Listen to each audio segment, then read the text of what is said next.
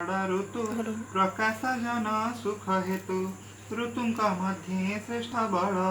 संपूर्ण बर सार काल भाद्रव मास कृष्ण पक्षे सकल ग्रहे छन्ति उच्चे अष्टमी निशा अर्धभागे रोहिणी नक्षत्र संजोगे वृष राशि रे निशा कर नक्षत्र ग्रहे बलियार गभीर घोर मेघ घोष वर्ग उत्तम नवंश एही समय सुर राय आकाशे उत्सव कराए दुन्दुभि वाद्य नाद झरा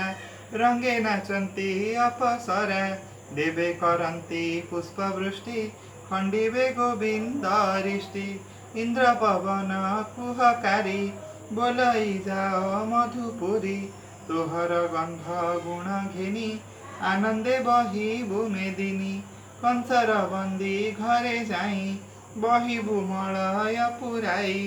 इंद्रर आज्ञा पाई बेगे समीर चढ़ी गलागे।